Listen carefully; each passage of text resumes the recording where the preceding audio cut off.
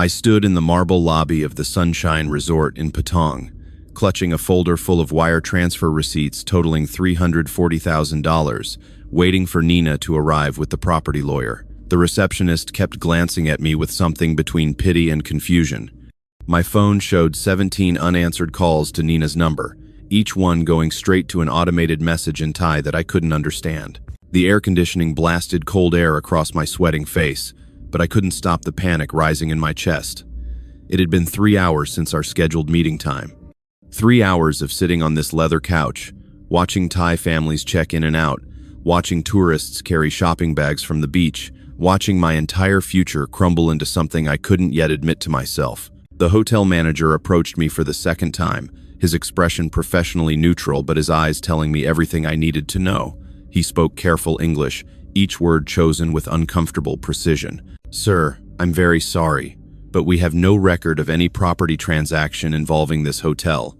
We are not for sale. Perhaps you have the wrong address?" I showed him the documents Nina had sent me, the glossy property listings, the floor plans, the renovation estimates. He studied them carefully, then shook his head with what seemed like genuine sympathy. "Sir, these documents are not real. This is our hotel, yes, but we are owned by a corporation in Bangkok. We have never been listed for private sale. I think perhaps you should speak with the police." That was when I knew. That was the moment when 18 months of love letters, video calls, promises, and dreams shattered into the terrible truth I'd been refusing to see.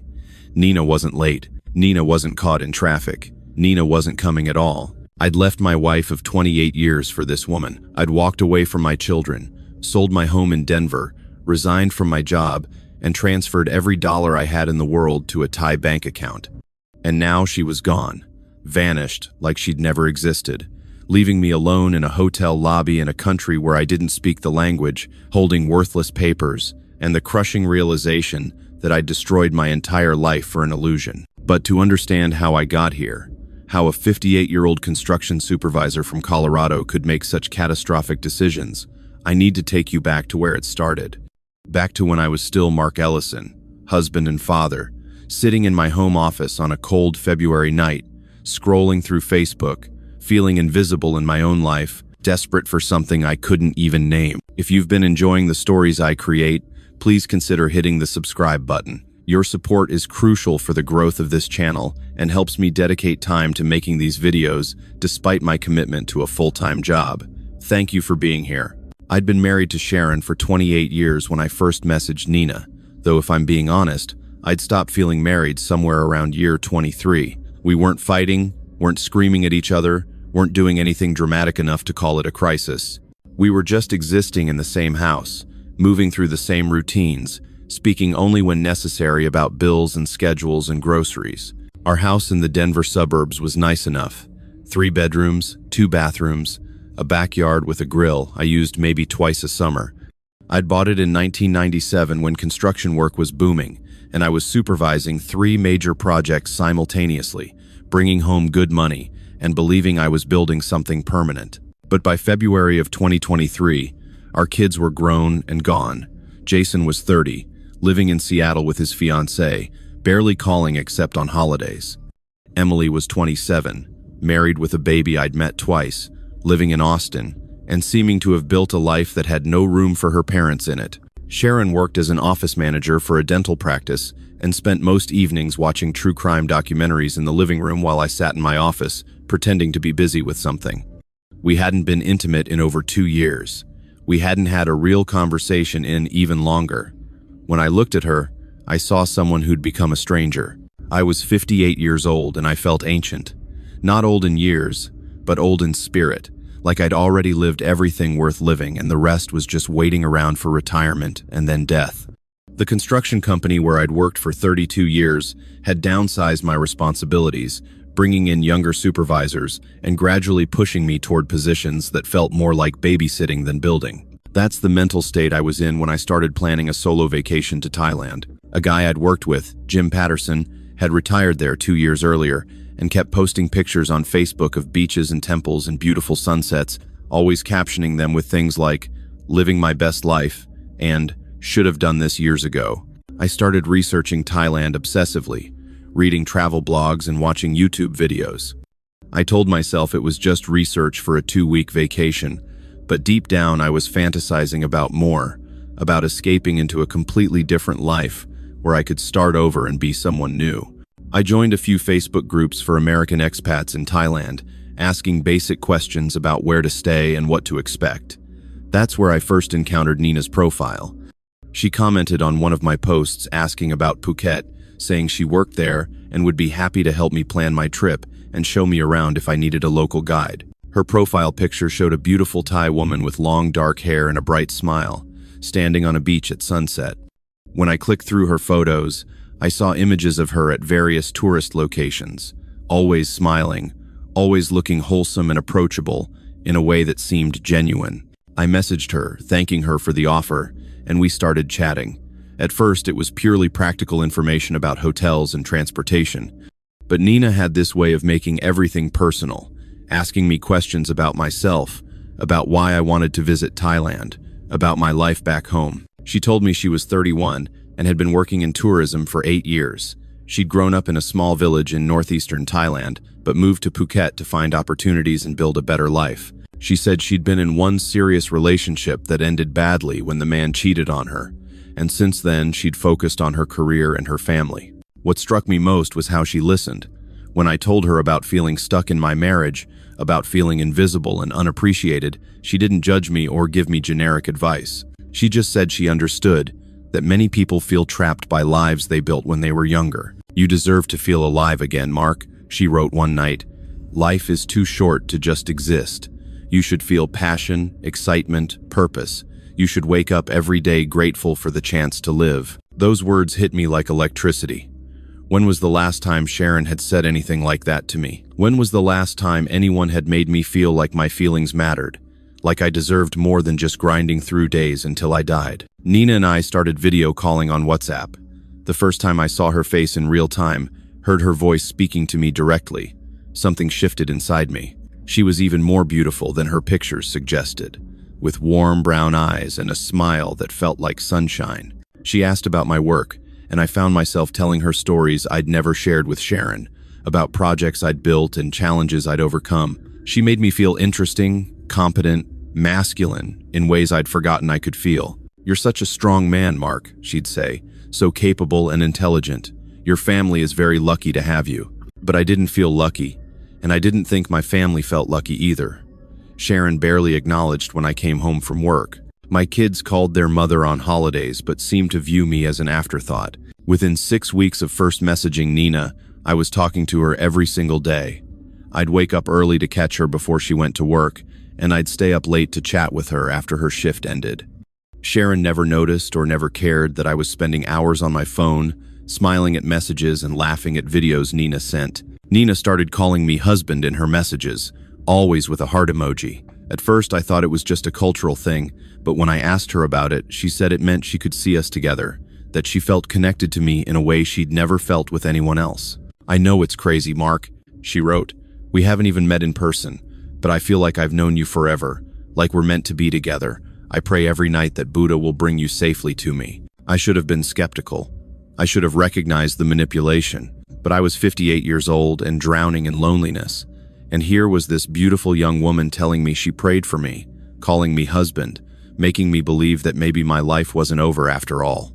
I started lying to Sharon about the vacation I was planning, telling her I was going on a fishing trip with some guys from work. I booked a 2-week trip to Phuket for April, transferring $5,000 from our joint savings account to cover expenses. Sharon didn't question it, didn't ask for details, didn't seem to care what I did with my time. The night before my flight, Nina sent me a video message. She was standing on a beach at sunset, the ocean behind her painted in oranges and pinks. "I can't wait to see you, my darling Mark," she said, her eyes glistening with emotion. "Tomorrow you arrive, and my life begins. I've been waiting for you forever. Come safely to me, husband. Come home." I watched that video 50 times, my heart pounding with anticipation and terror and exhilaration.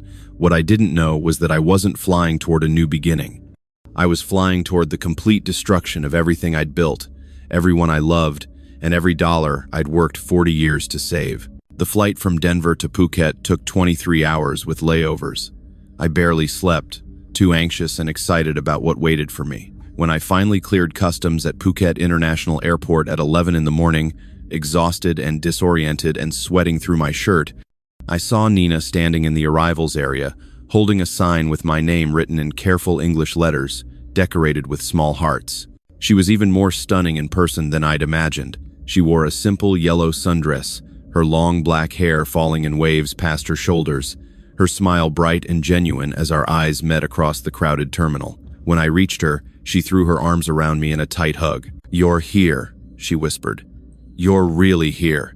I thought maybe I was dreaming. I held her, breathing in the scent of her perfume, feeling the warmth of her body against mine, and in that moment, I believed every word she'd ever told me. This was real. This connection was real. I wasn't crazy for coming here. Nina had arranged a car to take us to my hotel, a nice resort in Patong Beach that cost $90 a night. During the 40-minute drive, she held my hand and pointed out landmarks, telling me stories about different places.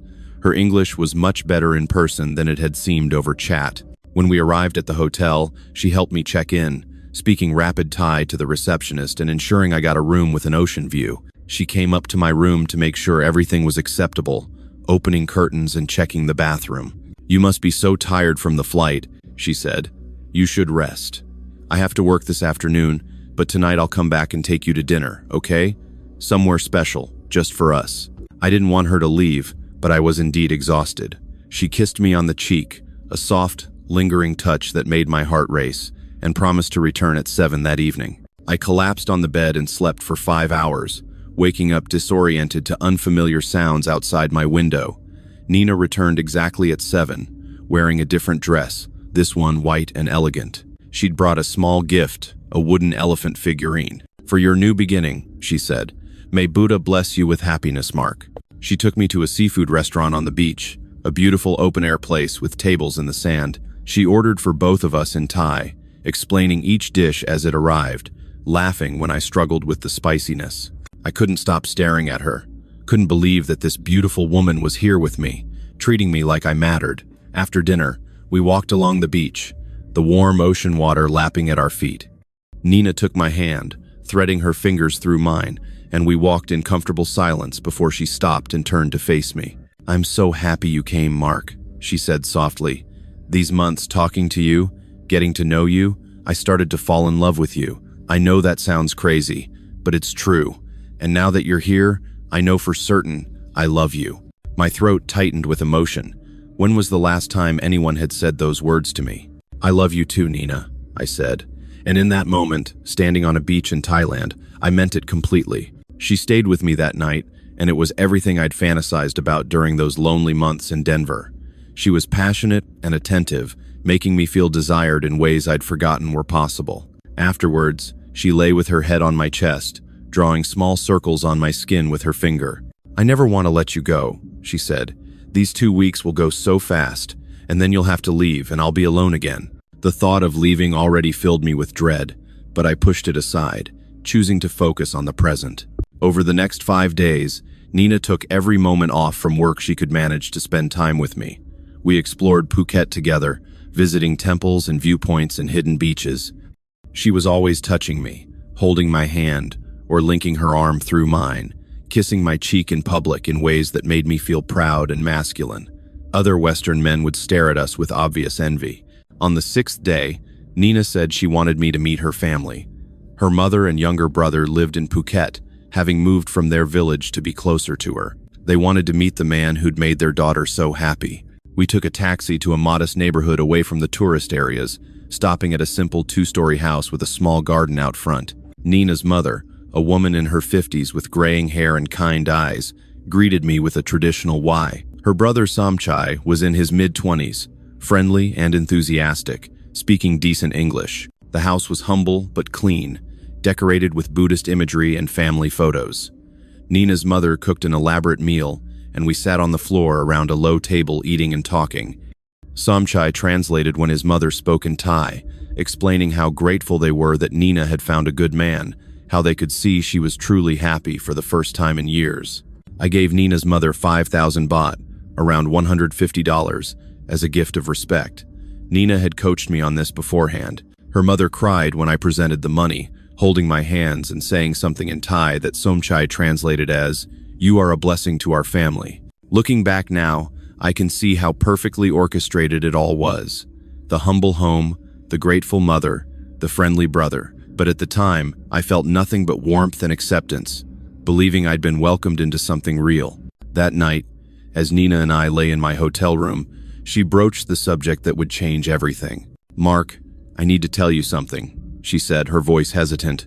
"Something I've been afraid to share because I don't want you to think I'm asking you for anything." I stroked her hair, encouraging her to continue. "I've been saving money for years, dreaming of starting my own business.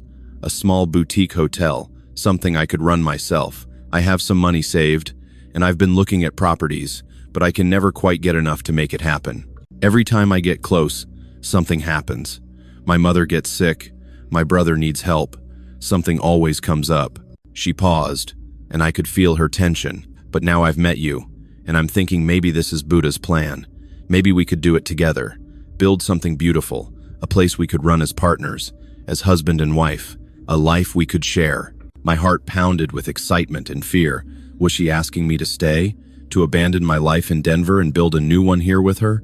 "How much would something like that cost?" I asked carefully. She rolled onto her back, staring at the ceiling. "The property I'm looking at is 30 million baht, about $900,000. I have 5 million saved, around $150,000. So we would need to find the rest, or find a smaller property, or maybe take a loan." The numbers made my head spin, but I found myself calculating immediately. My house in Denver was worth around $420,000, with no mortgage left. I had another $50,000 in savings and retirement accounts. If I sold everything, if I walked away from my life completely, I could make this work. "Let me think about it," I said, and she immediately became apologetic and withdrawn. "I'm sorry. I shouldn't have said anything. This is too much pressure. You're here on vacation, and I'm talking about crazy dreams. Please forget I mentioned it." But I couldn't forget it. The idea consumed me for the rest of my trip. The possibility of starting over, of having purpose again, of building something with this woman who loved me. The alternative was returning to Denver, to Sharon's indifference, to loneliness and slow death. On my last night in Phuket, lying in Nina's arms, I made my decision. "When I get home, I'm going to sell the house and settle things with my wife," I said. "I'm going to come back here, and we're going to build this business together. We're going to build a life together." Nina cried, real tears streaming down her face as she kissed me over and over, thanking me and blessing me and promising me a love that would last forever. "You won't regret this, Mark," she whispered. "I promise you, with everything I am, you won't regret choosing me." But regret was all that waited for me. Regret, devastation, and the complete destruction of everything I'd ever had. The flight back to Denver felt like returning to prison. I spent the entire journey thinking about Nina, about our plans, about the life we were going to build together. I barely thought about Sharon, about my kids, about the home I was about to destroy. Sharon picked me up from the airport, greeting me with the same neutral expression she wore for everything, asking generic questions about my trip. She didn't notice the changes in me, the way my phone kept buzzing with messages from Nina. When we got home, I couldn't stand to be in the house. Everything felt wrong, suffocating. I waited 3 days before I told her, 3 days of awkward silence in separate rooms. On a Thursday evening after dinner, as Sharon settled in to watch television, I stood in the doorway and said the words that would end 28 years of marriage. "I'm leaving you. I want a divorce. I'm selling the house and moving to Thailand." She stared at me for a long moment, the remote control frozen in her hand. Then she set it down carefully and turned off the television. "You met someone," she said. It wasn't a question. "Yes. During your fishing trip, that wasn't actually a fishing trip." I nodded. Sharon didn't cry. She didn't scream. She just looked at me with something like tired disappointment. "How old is she?" 31. A bitter laugh escaped her lips. "Of course she is. Let me guess. You met her online? She's beautiful and young, and she thinks you're special?" The condescension in her voice ignited my anger. "She does think I'm special. She makes me feel alive, Sharon. When was the last time you made me feel like I mattered? I'm not going to fight with you, Mark. If you want to throw your life away on some bar girl who's obviously using you, that's your choice. But you're not just leaving me. You're leaving your children, your grandchild, everything you've built. And for what? Nina and I are going to start a business together. A boutique hotel in Phuket. We're going to build something real. Sharon stood up, her face hardening. Then do it. Sell the house, take your half, and go. But don't come crying to me when this all falls apart, because it will fall apart, Mark. And when it does, don't expect me or the kids to pick up the pieces. She left the room, and I heard the bedroom door close and lock. I slept on the couch that night, messaging Nina until 3 in the morning, receiving her supportive responses and assurances that I was doing the right thing. Over the next 2 weeks, I told Jason and Emily. Both conversations went worse than I could have imagined. Jason listened in stunned silence before exploding in anger, calling me selfish and delusional, and accusing me of destroying our family for some Thai hooker. Emily cried, asking me how I could do this to their mother, how I could abandon my grandchild. Neither of them wanted to hear about Nina, about how she made me feel. To them, I was just another pathetic old man, having a midlife crisis, throwing everything away for a younger woman who was obviously scamming me. But I refused to believe them. They didn't know Nina like I did. They were just bitter and protective of their mother, unable to understand that sometimes people need to make drastic changes to find happiness. I put the house on the market in May, and it sold within 3 weeks for $420,000. After paying off debts and commissions, I walked away with $395,000. Combined with my savings and early retirement withdrawal, I had $440,000 total. Nina and I had been video calling every day, planning our business venture in detail. She'd found the perfect property, she said, a small boutique hotel near Kata Beach that was already operational but whose owner wanted to retire. It had 12 rooms, a restaurant, a small pool, and a great reputation. The asking price was 35 million baht, around $1 million, but the current owner was willing to sell for 30 million baht in cash. Nina had her 5 million baht saved, she said, around $150,000. If I could contribute the remaining $750,000, we could buy it outright. I told her I could contribute $340,000 initially, keeping $100,000 as emergency money. That's perfect, my love, she said over video call, her face glowing with excitement. $340,000 will be enough. The owner likes me and will work with us on the price. We're going to be so successful together, Mark. I can feel it. The divorce paperwork was filed in June, and Sharon didn't fight me on anything. She seemed almost relieved to be done with me, agreeing to split everything 50-50. Our lawyers handled everything without us having to see each other again. Jason sent me a single text message. "You're making the biggest mistake of your life. Don't call me again until you've come to your senses." Emily stopped responding to my messages altogether. In late June, I quit my job. My supervisor looked at me with confusion and concern when I gave my notice. "You're really doing this? Throwing everything away to move to Thailand with some woman you met on the internet?" Everyone knew. Word had spread through the company, and I could see the judgment in every coworker's eyes. "I'm retiring to pursue a business opportunity abroad," I said stiffly. "Mark, listen to me. I've seen this before. Guy gets divorced, meets a young Thai girl, thinks he's found paradise, and ends up broke and alone. Please think about what you're doing." But I was done thinking. I was done listening to people who didn't understand. I booked my one-way ticket to Phuket for July 15th. Nina was ecstatic, sending me pictures of apartments she'd been looking at, making plans for our first weeks together. Before I left Denver, I went to my bank and set up an international wire transfer of $340,000 to Nina's Thai bank account. She needed the money in advance, she'd explained, to secure the property and begin the purchase process. The seller wanted proof of funds, and everything had to be in a Thai national's name anyway, due to foreign ownership restrictions. "You can trust me completely, my darling," she'd said during our video call. "This money will be our future. I'll guard it with my life." The bank manager who processed the transfer looked at me with obvious concern. "Mr. Ellison, this is a very large transfer to a foreign account. Are you certain about this? Have you consulted with a lawyer or financial advisor?" "It's for a business investment," I said curtly. "Everything's been thoroughly vetted." She nodded slowly, clearly unconvinced, but processed the transfer as requested. I watched $340,000 disappear from my account with a strange mixture of terror and exhilaration. Nina confirmed receipt of the money the same day, sending me screenshots of her account balance and thanking me over and over, saying she'd already contacted the hotel owner and they were scheduling the final purchase meetings for late July. On July 15th, I boarded my one-way flight to Phuket, carrying 2 large suitcases containing everything I'd decided to keep from my old life. As the plane took off, I looked down at Denver growing smaller below me and felt nothing but relief. I had no idea that home didn't exist, that Nina had already begun her disappearance, and that I was flying directly into the worst nightmare of my life. Nina picked me up from the airport just like she had during my first visit, but something felt different this time. She was still beautiful, still smiling, still affectionate, but there was a distraction in her eyes, a distance that hadn't been there before. She took me to an apartment she'd rented for us in Pattaya, a 1-bedroom place on the 4th floor of a tired building on a busy street. It was nothing like the photos she'd sent me. Those pictures had shown a modern, spacious apartment with ocean views.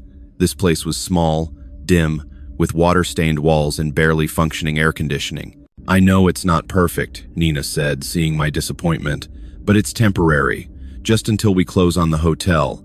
This was the best I could find on short notice." I swallowed my concerns and told myself it was fine.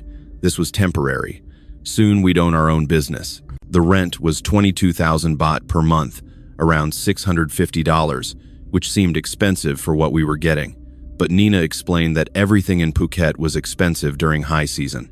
Over the first few days, I tried to settle into our new life together, but Nina was constantly busy, always on her phone, always rushing off to meetings with the hotel owner or the lawyer or the property agent. She'd leave early in the morning and return late at night, exhausted and stressed. "It's all normal process," she assured me when I expressed concern about the delays. "Thailand is like this. Everything takes longer than expected, but we're almost there, I promise." I spent my days alone in the apartment, exploring the neighborhood, trying to learn basic Thai phrases, messaging my kids' texts they never answered. I transferred $340,000, quit my job, sold my house, divorced my wife, and now I was sitting in a depressing apartment waiting for a business deal that kept getting delayed. 2 weeks after my arrival, Nina finally said the meeting was scheduled. We'd be meeting with the hotel owner, Mr. Thanawat, and his lawyer at the property itself to do the final walkthrough and sign the purchase documents. The hotel was called the Sunshine Resort, and when we arrived, my excitement reignited. It was beautiful, exactly as Nina had described, a small boutique property with 12 clean rooms arranged around a sparkling pool, a restaurant area with ocean views, lush gardens with tropical flowers. This was worth $340,000. This was going to be our future. Mr. Thanawat was a distinguished Thai man in his 60s, well-dressed and formal. He greeted us warmly through his lawyer, a younger man who spoke excellent English. We toured the property together, examining each room, reviewing the books and occupancy records, discussing ongoing maintenance needs. Everything seemed legitimate and professional. I was shown financial statements indicating the hotel had steady bookings. The lawyer explained that ownership would be structured through a Thai limited company where Nina would hold 51% and I would hold 49%. "When do we sign?" I asked, eager to finalize everything. The lawyer consulted with Mr. Thanawat in Thai, then turned back to us. "Mr. Thanawat is satisfied with the arrangements. However, there is one complication. The full payment must be received in his account before the title transfer can be initiated. Once payment is confirmed, the documents can be signed and registered at the land office, which typically takes 3 to 5 business days." I looked at Nina, confused. "But I already transferred the money to you. Haven't you paid him?" Nina's expression tightened with what looked like embarrassment. "There was a problem with the bank, my love. The money is temporarily frozen because it's such a large foreign transfer. The bank is doing security checks. It's normal for large amounts. The lawyer said it should be released in a few more days." This was the first I'd heard of any banking problems. A chill ran through me, but I pushed it aside. Thai banking was probably different from American banking. "How long will it take?" I asked. Nina conferred with our lawyer in Thai, then said, "Maybe 1 week, maximum 2 weeks. It's just procedure. Once the money is released, we pay Mr. Thanawat immediately, and the property is ours." We left the hotel with promises to return as soon as the funds were available, and I spent the drive back fighting waves of anxiety. That night, I asked Nina to show me her bank statements, to prove the money was there and just temporarily frozen. She became defensive, saying I didn't trust her, that after everything we'd shared, I was treating her like a criminal. She cried and accused me of being just like every other foreigner who thought Thai people were all scammers. I gave up my job for you, she said through tears. I've spent months planning our future, and now you're questioning me? How can you be so cruel? I apologized, hating myself for making her cry, convincing myself I was being paranoid and unfair. She'd never given me any real reason to doubt her, but over the next week, the situation only got worse. Nina was gone more than she was home, always rushing off to the bank or to meetings she wouldn't let me attend because they were conducted in Thai. She grew irritable and distant, snapping at me when I asked questions. When I suggested I call the bank myself with a translator, she exploded in anger, saying I was making everything harder, that I didn't understand Thai business culture. "Do you want this deal to fall through?" she screamed. "Just let me handle it, Mark. This is my country. I know how things work here." 2 weeks passed, then 3. The deadline with Mr. Thanawat came and went. Nina said she'd negotiated an extension, that he understood the banking difficulties, but there was still no resolution, no payment made, no progress. My savings were dwindling rapidly. The apartment rent, food, Nina's endless expenses for business meetings and legal fees were consuming my remaining $100,000 at an alarming rate.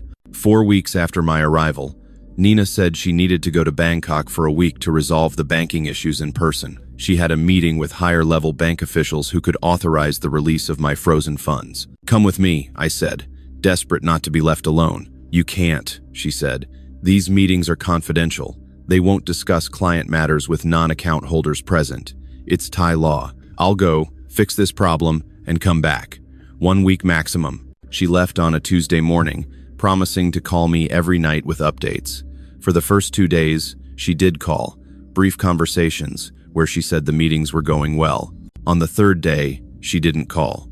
I messaged her repeatedly and got no response. On the 4th day, I tried calling and discovered her number was disconnected. Panic set in. I messaged her on WhatsApp, Facebook, Line, every platform we'd used. Nothing. On the 5th day, I went to the apartment of her mother, the one I'd visited during my first trip.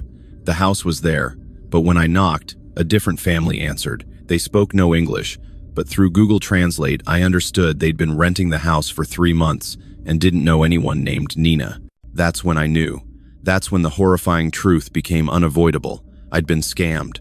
The family I'd met weren't Nina's relatives. The bank freeze story was a lie. The hotel deal was probably fake. Nina had taken my $340,000 and disappeared. I went to the Patong police station that same afternoon, stumbling through the doors in a state of near hysteria. The officer at the front desk listened to my story and called for Detective Sergeant Sumchai, who specialized in foreigner cases. I laid out the entire relationship with Nina, showing him our message history, the bank transfer receipts, photos of the hotel. He listened without interrupting, making notes, his expression revealing nothing. When I finished, he leaned back in his chair and sighed. "Mr. Ellison, I'm very sorry for what has happened to you. Unfortunately, this type of fraud is common here. We see cases like yours regularly, though usually not for such large amounts." "Can you find her?" I asked desperately. "Can you arrest her and get my money back?" He pulled out a form and began filling in information. "We will open an investigation. However, I must be honest with you. The person you knew as Nina, this is probably not her real name. The phone number is disconnected. The Facebook profile was likely created specifically for this scam. The bank account where you sent the money will probably be empty already. The funds moved through multiple accounts to hide the trail." "But the hotel," I said. "The Sunshine Resort, that's real. I was there. I met the owner." Detective Somchai looked at me with what might have been pity. "Did you meet the real owner? Or did you meet people pretending to be the owner and his lawyer?" I felt sick. I hadn't verified anything. I'd trusted Nina completely. "We'll investigate the Sunshine Resort," he continued. "But even if we find evidence of fraud, recovering your money is very unlikely. These operations are sophisticated. The money has probably already left Thailand entirely." "So I'm just fucked?" I said, my voice breaking. We will investigate thoroughly, he said with professional sympathy. But you should prepare yourself for the possibility that the money is gone. My advice is to contact your embassy, see if they can provide any assistance. Also, you may want to contact family back home for financial help. The thought of calling Jason or Emily, of admitting they'd been right, was unbearable, but I needed help. I spent the next week in a blur of police reports and embassy visits. The police confirmed that the Sunshine Resort was a real business, but it had never been for sale. The actual owner had never heard of Nina or any purchase negotiations. The people I'd met had been impersonators. The bank account where I'd sent my $340,000 belonged to a woman named Whippaporn Suksawat, but when police tried to locate her, they found the ID used to open the account had been stolen. The money had been withdrawn in cash within days of my transfer. It was gone, completely untraceable. The American embassy provided me with a list of resources for fraud victims, but nothing that would actually help me recover my money. My remaining savings were down to $30,000. I finally called Emily. She answered on the fourth ring, her voice cold. "What do you want, Dad?" "I need help," I said, my voice cracking. "You were right, about everything. Nina was a scammer. She took all my money and disappeared. I'm stuck in Thailand with almost nothing." There was a long silence. Then Emily said, her voice hard and unsympathetic, "I'm sorry that happened to you, but you made your choice. You walked away from Mom, from Jason, from all of us. You chose a stranger over your family. I can't help you. Em, please. I know I messed up, but I'm your father. I need help. You stopped being my father when you abandoned Mom. Figure it out yourself." She hung up. I tried calling Jason, but he didn't answer. I contacted Sharon through her lawyer. The response was brief and brutal.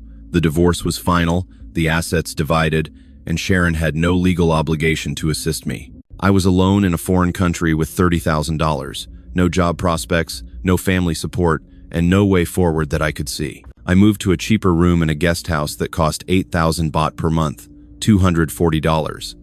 I registered for a retirement visa using my age and remaining funds. I started looking for work, anything that would generate income. I got hired at an expat bar in Patong called The Last Chance.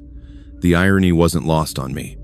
I worked 6 nights a week, 4-hour shifts, making 200 baht per night plus tips, around $20. I talked to tourists and expats, served drinks, listened to their stories. Many of them had similar stories to mine. Men who'd met Thai women online, who'd sent money, who'd been scammed to varying degrees. We were a community of fools, drowning our regrets in cheap beer. My life became small and routine. Wake up, eat instant noodles, walk around Patong, go to work, come home, sleep. My savings dwindled slowly. I calculated that I had maybe 3 years before the money ran out completely. I heard nothing from Nina. No apology, no explanation. She'd simply vanished, likely moved on to her next victim. The police investigation went nowhere. Detective Sumchai called me once a month with updates that were always the same. No leads, no progress. After 6 months, the calls stopped coming. I turned 59, working at The Last Chance, serving drinks to men half my age. Nobody sang happy birthday. Nobody even knew it was my birthday. I drank alone after my shift and thought about the life I'd had a year earlier. By the time I'd been in Thailand for 2 years, I developed a kind of numbness to my circumstances. The bar owner, Graham, gave me more responsibilities and a small raise. I started volunteering at a local animal shelter, which gave me something to care about besides my own misery. I enrolled in a Thai language class, figuring if I was stuck here, I might as well learn to communicate. Learning Thai opened up a different side of Thailand for me, made me feel slightly less helpless. Around my 2-year mark, something shifted in me. The acute shame and rage began to dull into something more like sad acceptance. I was 59 years old, working at a bar, living in a cheap room, but I was surviving. I was down to $16,000. I took on handyman jobs around Patong, fixing things for other expats, earning small amounts that helped stretch my savings. It wasn't the life I'd imagined when I first messaged Nina. It wasn't the boutique hotel business or the passionate romance or the fresh start. It was small and humble and marked by my catastrophic failure, but it was life, and I was living it. 3 years have passed since I arrived in Phuket with dreams of building a new life with Nina. 3 years since I destroyed my marriage, abandoned my children, and lost every dollar I'd worked 40 years to save. I'm 61 years old now, still working at the last chance, still living in the same cheap guest house room, still counting every baht because my savings are down to $8,000. In another year, maybe less, I'll be completely broke. I don't know what happens then. Maybe I'll be deported back to America with nothing. Maybe I'll end up homeless on the streets of Phuket. I try not to think about it. I haven't spoken to Jason or Emily in 3 years. I check their Facebook profiles sometimes, watching their lives continue without me. Jason has a daughter now, a granddaughter I'll never meet. Emily's son is starting school. Sharon remarried last year, a man who looks kind in the photos, someone who probably appreciates what he has. The police never found Nina. Detective Sumchai told me, right before he closed the case, that Whippaporn Nina Suksawat was likely part of an organized network that targets vulnerable Western men. They create elaborate personas, forge documents, hire actors to play family members, and execute romance frauds that can net hundreds of thousands of dollars per victim. The money gets laundered through multiple accounts across several countries and disappears completely. You were not her first victim, he said, and you will not be her last. These people are professionals, Mr. Ellison. They study psychology, they understand loneliness and desperation, and they exploit it with precision. You never stood a chance. I think about that a lot. Did I ever really have a chance? Or was I doomed from the moment I felt invisible in my own life, the moment I started searching for something to make me feel alive again? The other expats at the bar, the ones with similar stories, we have a running joke. We call ourselves the Paradise Taxpayers Club. We paid our tax to live in paradise, we say, laughing bitterly over our beers.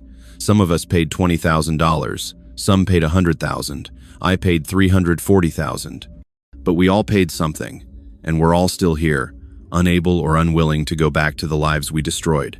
Graham's wife, Nok, told me something once that I think about often. She said, "Thailand doesn't change people, Mark. Thailand reveals people. It shows you who you really are when all the comfortable structures are stripped away. Some people find out they're stronger than they thought. Others find out they're weaker, but everyone finds out the truth. I found out I was weak. I found out I was selfish and desperate and willing to abandon people who loved me for a fantasy that made me feel special. I found out I could ignore every warning sign, every red flag, every person who tried to save me from myself, because I wanted so badly to believe in something that wasn't real. The worst part isn't the money, though losing $340,000 destroyed any hope of a comfortable retirement. The worst part isn't even being stuck in Thailand working a dead-end job for pocket change. The worst part is knowing what I gave up for nothing. I had a wife who, despite our problems, had stood by me for 28 years. I had children who would have been there for me if I'd let them. I had a grandchild I could have watched grow up. I had a home, a career, a community, a life that was ordinary but real. I traded all of that for 18 months of texts and video calls with a woman who never existed, for 2 weeks of manufactured romance in Phuket, for the promise of a business venture that was always a lie. I didn't just lose my money. I lost the only people who ever truly loved me, and I lost them because I couldn't see that what I already had was worth more than any fantasy paradise could ever be. Sometimes tourists come into the last chance and ask me how I ended up in Thailand. I usually give them a short version, sanitized and vague, but occasionally, when I've had a few drinks myself, when I recognize something in their eyes that reminds me of who I used to be, I tell them the whole story. I tell them about Nina, about the $340,000, about the family I destroyed, about the life I threw away. I tell them because maybe, just maybe, one of them will hear my story and make a different choice. Maybe one of them will realize that what they have, even if it's imperfect and ordinary, is worth protecting. Because paradise isn't a place. Paradise isn't a younger woman who makes you feel alive, or a beach resort, or a fresh start in a foreign country. Paradise is being with people who know you, really know you, and love you anyway. Paradise is having a history with someone, a foundation built over decades of showing up every day even when it's boring or difficult. I had paradise in Denver. I just didn't recognize it until I'd destroyed it completely. I'm 61 years old, working at a bar in Phuket, living in a room barely bigger than a prison cell, counting down the months until my money runs out. This is what paradise cost me. This is what I bought with $340,000 and 28 years of marriage and 2 children and a grandchild and any hope of dignity in my old age. Was it worth it? That's what people always want to know. Was any of it worth it, even for a moment? No, not for a single second. Not for one moment of feeling special or desired or alive. Because it was all built on lies, and when lies collapse, they take everything real with them. If I could go back to that February night when I first messaged Nina, knowing everything I know now, what would I do differently? I'd close my laptop. I'd walk into the living room and sit down next to Sharon. I'd start a conversation, even if it was awkward at first, even if it was difficult. I'd call Jason and Emily and actually listen to them, actually engage with their lives instead of feeling sorry for myself. I'd choose what was real over what was fantasy. I'd choose the people who actually loved me over someone who was paid to pretend. But I can't go back. I can only sit here in this bar in Phuket, serving drinks to tourists, living their paradise dreams, and hope that someone, somewhere, learns from my catastrophic mistakes. Thailand didn't scam me. Nina didn't scam me. I scammed myself. I chose to believe what I wanted to believe, to ignore what I didn't want to see, to sacrifice what was real for what felt good in the moment. This is my life now. This is my paradise. And I have no one to blame but the man I see every morning in the cracked mirror of my guest house bathroom, a 61-year-old fool who destroyed everything for nothing. If this story affected you, please subscribe to this channel for more true stories about love, scams, fraud, and the real cost of chasing paradise. Share this video with anyone who might need to hear it. Sometimes the best way to help someone is to show them the truth before they make the same mistakes. Thank you for watching, and remember, if something seems too good to be true, it almost always is.